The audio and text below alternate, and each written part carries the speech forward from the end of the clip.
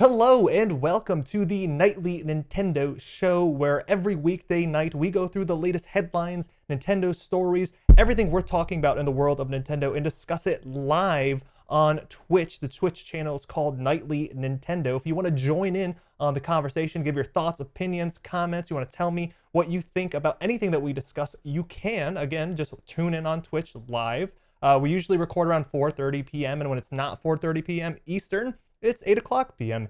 Eastern, staying true to that late night Nightly Nintendo Show name. If that's not your thing or you can't make it during that time period, no problem. We upload the show almost immediately afterwards on YouTube. The channel is called Heart Containers. That's the channel where we upload all of the Nightly Nintendo Show broadcasts, or you can listen on podcasting services like Apple Podcasts or Spotify. Either way, we're going to have a lot of fun. This is going to be a shorter broadcast than the last couple of days because there wasn't really that much news to bring up this Friday. Still some Pokemon stories cropping up. It makes sense today is the official release day for Pokemon Sword and Pokemon Shield, and because of that, we have a couple of stories to bring up, and we also have some wrap up for October in terms of financial data for Nintendo and the rest of the gaming industry, as well as a couple of other things. So let's just dive straight into today's news. Well, the wait is over. This is Nintendo DS. My body is ready. We would like to play. A way to make 3D games a reality, and it's called the Wii U Game Pen.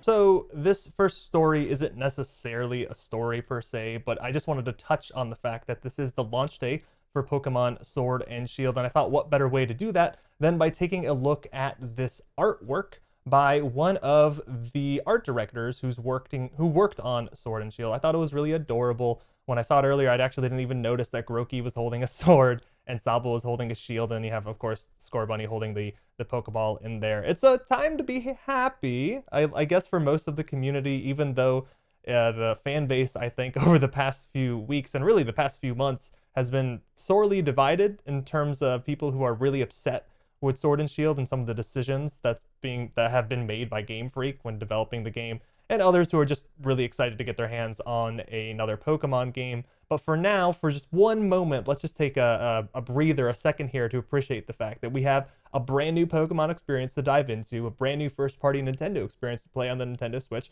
I've been playing it as much as I can ever since it released.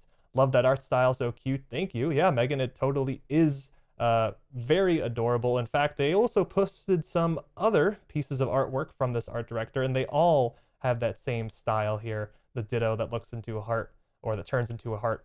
It's great. This is a pretty fun day for Pokemon fans, and hopefully it's a good day for you guys too. But that's pretty much all I wanted to say about that. Now it's time to turn over to some of the negative Pokemon news, of course, because that's pretty much all that's been dominating the news cycle lately.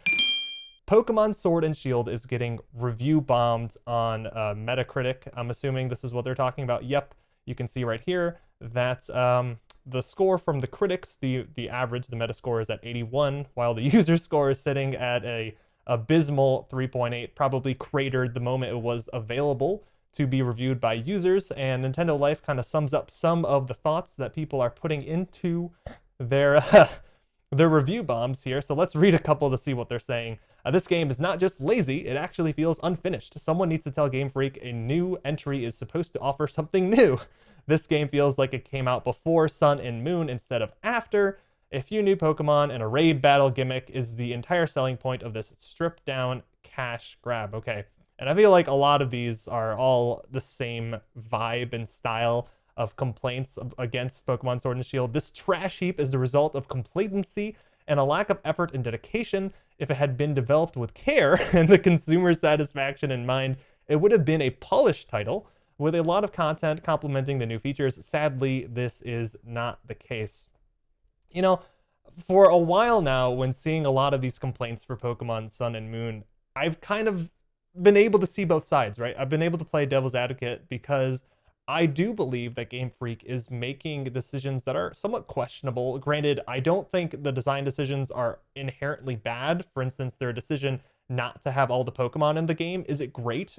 No. Do I prefer that? Absolutely not. But they have the reasoning. I think the biggest problem that Game Freak has had is their PR, is their communication. It's been terrible ever since they started talking about this. They've only been doling out information in really small pieces and being very, very shady, very, not shady is not the right word, but they haven't been as open and straightforward with the community as I think they could have been, leading to this maybe like mystery unravel over the past few weeks, where as more and more people got their hands on review copies and leaked copies of Sword and Shield, and they discovered more about the game, all of a sudden all these secrets that really shouldn't have been secrets started spilling out, giving the community even more reason to be upset. So in my opinion, Game Freak's biggest mistake out of everything that's happened so far with Sword and Shield is the way that they handled their communication. I would not have done it like that. I would have been way more open, way sooner. And so the fan base would have been angered either way, right? They would have been angered either way,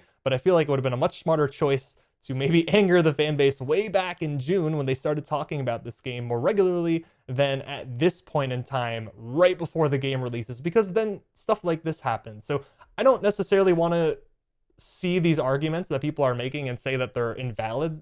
I think there is some truth to what they're saying. I think they are crossing a line though, because review bombing without even playing the game, it's a little much. And obviously they haven't played the game. The game has been out for a day at this point. I've only barely played the game, and I stayed up late to play it. I played about like 3 hours of the game, and there is some truth, like I said, to what these people are saying, but I wouldn't say that all of these reviews are wholly accurate, right? Like, this game feels like it came out before Sun and Moon. Absolutely not. I was a big proponent of not liking Sun and Moon. I played Sun and Moon. I played Ultra Sun and Moon.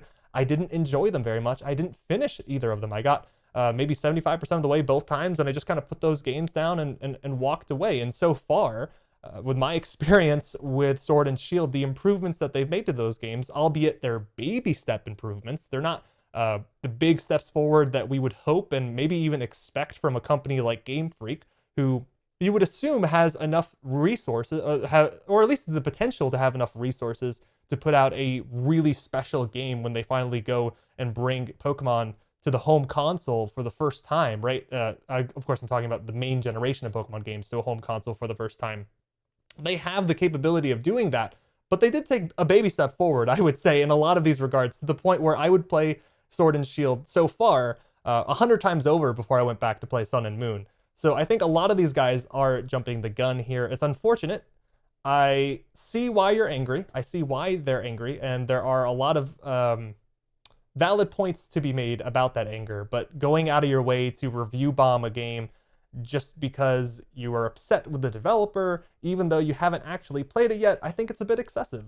This is what divides the fan base most of all, because when I see the conversations on Twitter, the forum posts on Reddit, the whole 9 yards, right? It seems like everyone's either on one extreme or the other. Everyone's like, okay, you either absolutely love Pokemon Sword and Shield, and every single complaint you see hurled at the game is just someone BSing, is just someone trolling, is someone that shouldn't be taken seriously, or you're at the exact opposite where you hate it and like there's nothing good about this game. We want to boycott it. We want to make up petitions like we talked about yesterday to make sure that the game doesn't even get sold in the United States because of how terrible it would be to the market. And so you see everyone who loves the game as being shills or incredibly biased or not knowing what they're talking about. And I feel like so much of the communication is sitting at these extremes when the truth is always somewhere in the middle here. And it's actions like this that perpetuate, like that push forward and repeat that type of behavior that push us further away from the middle and closer to the extremes. That's unfortunate. I hate to see that. Let's move on to this glitch story, which I only wanted to bring up because it's not really a glitch. So this is more like a PSA, really. There's a warning that's been going around that says that the eShop version, so the downloaded version for Pokemon Sword and Shield, may wipe all of your SD card data. It's scary. It scared me at first too, because I was like, okay, absolutely not something that I want, because one of the design decisions that was made for Pokemon Sword and Shield is that it actually does not support cloud saves, believe it or not. That's something that I personally disagree with, and that's one of the reasons why I don't, I'm not 100% thrilled about the game, because I'm paying Nintendo monthly, yearly, right, for their subscription online and their first-party content. Not all the first-party content can have cloud saves, really. besides the point. I was worried about it when I read the story. Like, oh, I might lose all of my save data. I might have to start a game like Pokemon, which you can play for like what, tens of hundreds of hours if you're really dedicated, if you're really into it. These aren't short games that you want to repeat and lose all your save data with. But it turns out that let me read this here. It's actually an issue with the Switch itself. It's related to how the SD card is formatted, and it's been known for a little while now. So before we use this information that people are putting out there that Pokemon Sword and Shield is causing corrupt save data, take a step back and realize that it doesn't seem to be the case, that this type of thing has been happening and is known for a couple months now, at least from the research that I've done so far.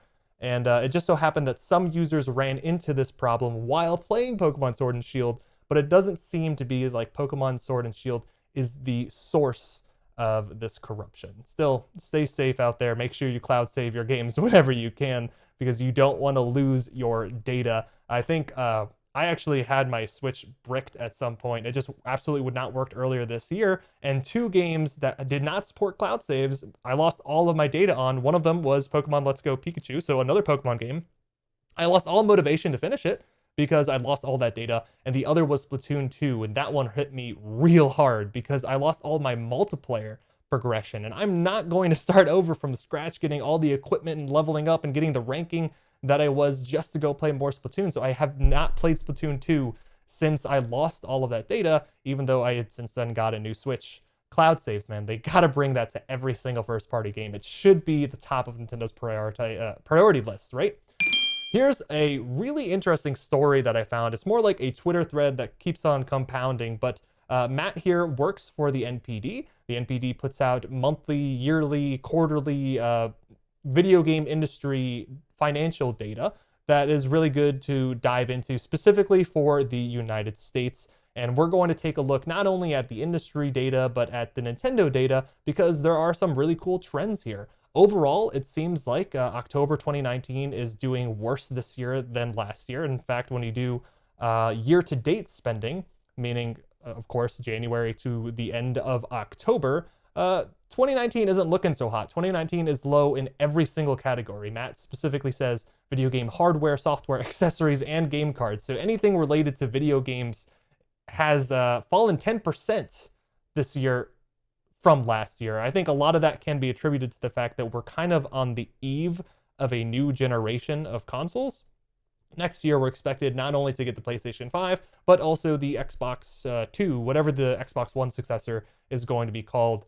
And that has kind of made people a little uneasy to go out and buy a new console, I would assume. It's also puts these two companies, Sony and Microsoft, in a situation where they don't want to unleash the big guns now when they really want to sell the consoles next year. So this is kind of like the lull before the storm, although Nintendo, since they're kind of like on this off cycle where the Switch did not release at the same time as the Xbox One and the PS4, the Switch is kind of like right in the middle of its life cycle. So this is when it's hitting its stride. And as we'll see in a second, the Switch is the only light really in this darkness. Although I say darkness, when you look at it in perspective, this year is still a really good year overall. Like if you look at the last decade, this October, for instance, Matt talks about it at some point, is one of the best Octobers that we've gotten in the gaming industry. It just so happens to be lower from last year, which was a really, really good time for video games. But the Nintendo Switch, so he notes here, year-to-date dollars sales of tracked video game software are down 7%,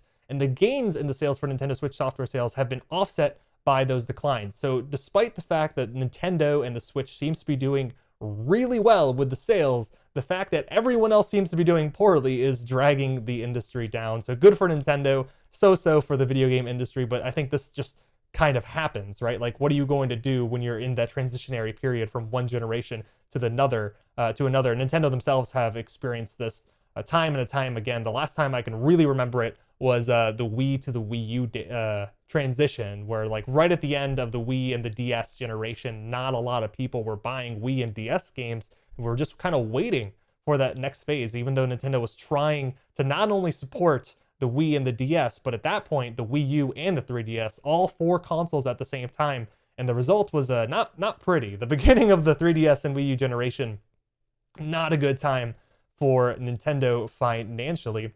Here are the top sellers for October 2019. The whole month of October, Luigi's Mansion 3 at number 3 is surprisingly good. And I'll tell you why that is. For one thing, Luigi's Mansion 3 launched way at the end of October, so it didn't really have that much time to sell, and it's already number 3. Number 2, the fact that it has this asterisk here. Let me zoom in. There you go. It has this little asterisk here. Typically means when I see sales data like this, like all the Nintendo products here have a little asterisk. It means that they do not include digital sales. This is physical sales. So if you included digital sales, like I bought Luigi's Mansion 3 digitally, right?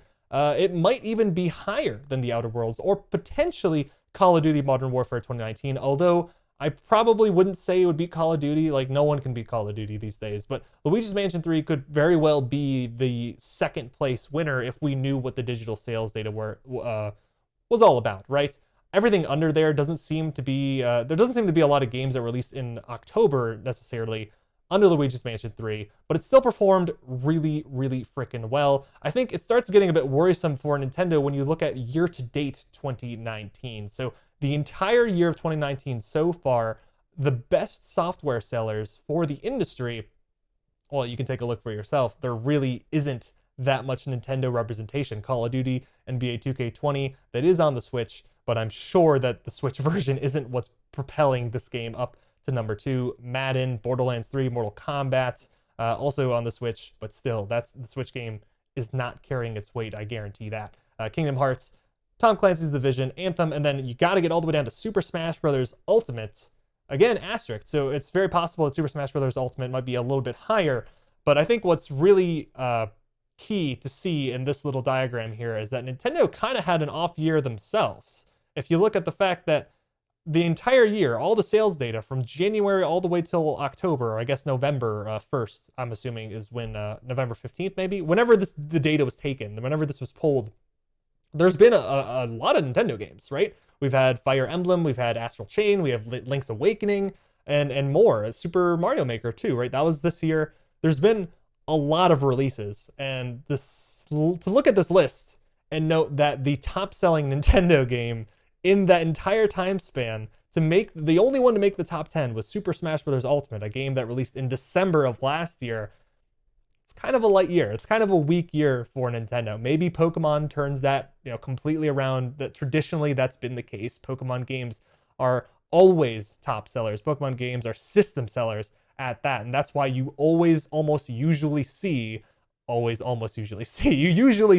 typically see lighter, less expensive consoles release alongside Pokemon games or around the time of Pokemon games so that people can buy into the ecosystem at the same time, because that's typically when a lot of people want to buy into the ecosystem to play a Pokemon game. And this year, of course, we got the Nintendo Switch Lite launching in September, just a couple months before Pokemon Sword and Shield. The last time that happened was with the 2DS, which I think launched in the same month, if not the same exact day as Pokemon Sun and Moon. Nintendo knows the power of Pokemon, and I think we're going to see very soon, maybe in the November sales data when Matt posts that, we'll talk about that probably early December, how well Pokemon fared for Nintendo and the Switch. I'm going to assume, even though there's still, the controversies like we mentioned earlier, I'm still going to assume that Pokemon is going to kill it because I have no reason not to assume that. Here, the 12th month, so this is October of this year to October of last year, you can see that Smash Brothers is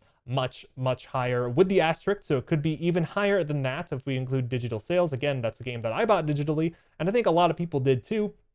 It just goes to show you how much more important Smash Brothers was last year than almost any other Nintendo game this year. The fact that Smash Brothers is dominating 2019 unlike any other Nintendo game, even though there's been quite a few. But like I said, I fully believe Pokemon is going to throw a wrench into that story. Now, there's some comments on Luigi's Mansion 3. They said it was the third best-selling game in October. We already saw that. We saw the chart. I think the most interesting part of this, or about Luigi's Mansion 3's story, is that it set a new launch month franchise sales record, besting the previous high set by Luigi's Mansion. That kind of implies that Luigi's Mansion 2 for the 3DS probably didn't sell that well. Kind of unfortunate because it was a fun game. But Luigi's Mansion, it didn't set the bar very high in terms of sales coming out for the GameCube. Even though it was a launch title, the GameCube as a whole They didn't sell that many units. The Switch, I believe, has already eclipsed the GameCube. Let's take a look at that. Total GameCube hardware sales. And 22 million, easily. The Switch has eclipsed it.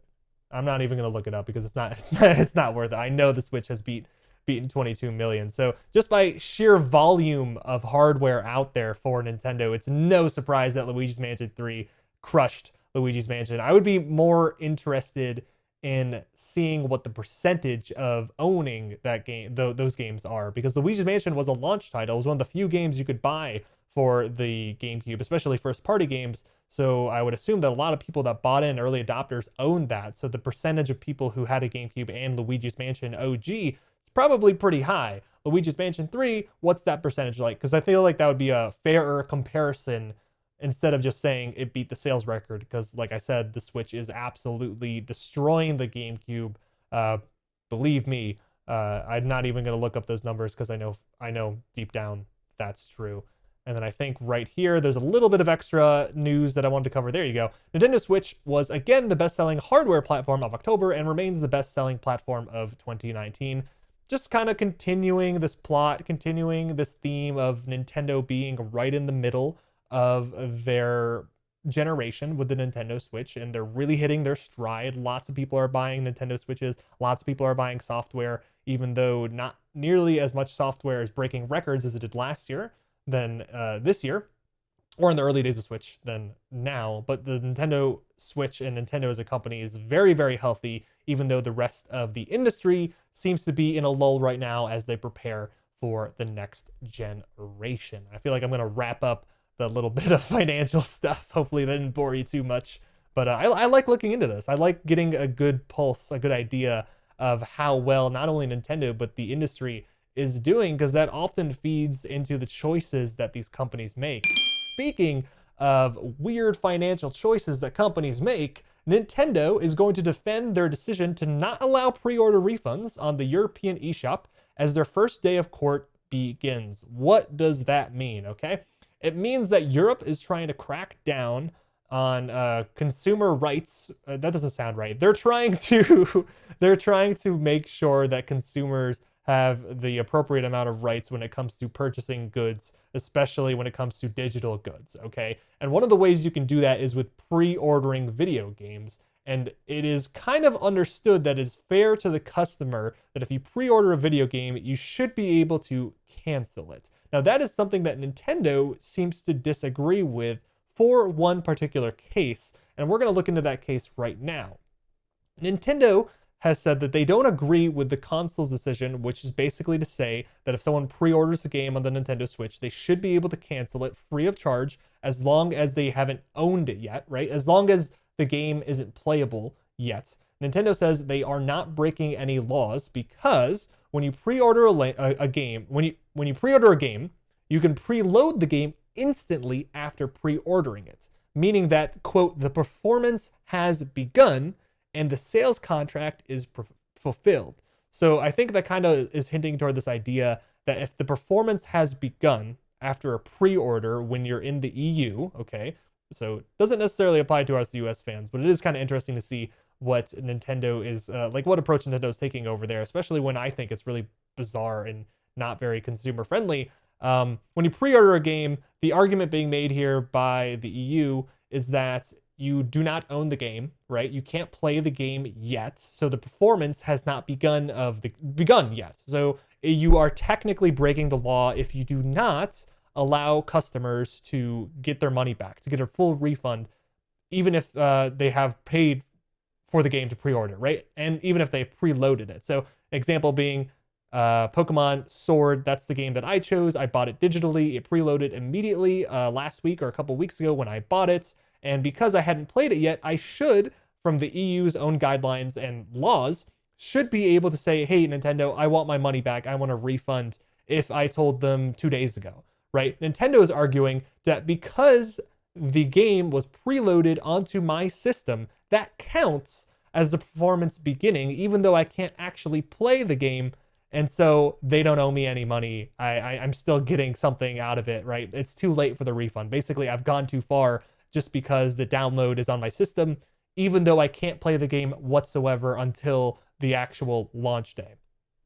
I think that's a hot take. Like, I don't agree with Nintendo at all. This one, I feel like this is very unfriendly to consumers. I think across the board, not just in the EU, I think it should be standard that if you pre-order a game, like, we're not talking about refunds after you play the game. I'm not talking about how I bought or a customer bought Pokemon Sword and Pokemon Shield and they played it for 10 minutes and they said, this sucks. And then they said, give me a refund, Nintendo. I don't want to play it anymore. No, we're talking about this scenario where Animal Crossing is coming out in March. So someone goes to pre-order and then realizes, you know what? I don't want to play that game anymore. I just found out that there's a design quirk or there's a part of the game that I don't like, that I don't mesh with, and therefore I want to cancel my pre-order. And Nintendo says, no mas. Like, we can't do that for you. You already preloaded the game. When we put it up on our servers, it's on your console, even though you have had zero enjoyment of Animal Crossing. You've never started it. You've never created save data. You've never had any sort of experience with it. Technically speaking, the performance has begun. I don't like it. That's not something I'm a fan of. Let's see what people are generally trying to say. This one commenter says, tries to actually protect consumers. That's what the EU is doing. And Nintendo says, nah. Someone else, yep, I have learned not to buy anything digital unless I've researched it because their policies are beyond ridiculous. I mean, that's absolutely right. When you think about digital versus physical, a person can still sell their physical games. That is the benefit of buying things physically. I still buy physical games when all I want to do is try them, or there are games that I know for a fact I'm never going to want to come back to. I just want to play them one and done, and that's it. So I can sell them later. You can't do that digitally, so you're already at a loss. You know, you sacrifice that portion, that benefit of buying a physical game for the convenience of owning it digitally and not having to carry a cartridge. So there are pros and cons here, but you don't get that money, that financial benefit of being able to sell the game. You should at least be able to cancel your pre-order before you fully own the game, before you even played the game. And we'll read one more. They're just afraid to have to update the eShop.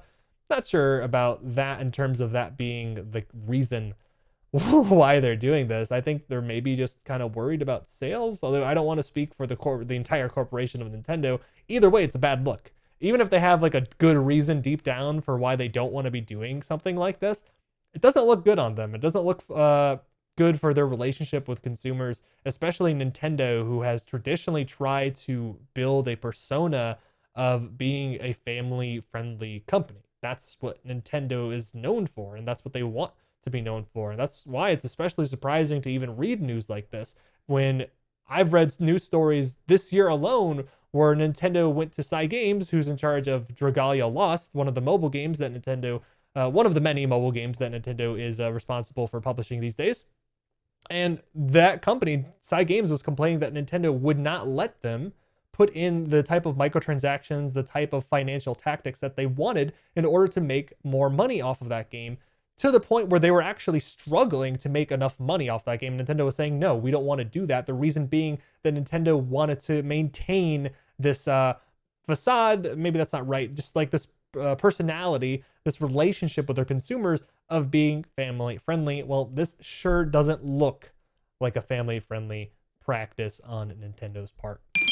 But you know what? That's all the news we had for tonight's show. Thank you so much for joining me today and throughout the week, because we do not have a show tomorrow or the next day. You'll see me again on Monday for the next version of the Nightly Nintendo Show, which again, you can watch it live on Twitch at twitch.tv/NightlyNintendo, 4:30 p.m. Eastern every weekday, except when on Wednesdays typically, although I think next week Tuesday is going to be the 8 p.m. Eastern show. If you don't want to watch it live, you don't want to participate, you don't want to have fun and talk about all the discussions, or you just can't, right? You can watch it later on YouTube at the Heart Containers YouTube channel, or on podcasting services like Apple Podcasts and Spotify, the whole 9 yards. It's pretty much on any available podcasting service. Thank you so much for joining me, and you guys have a great night.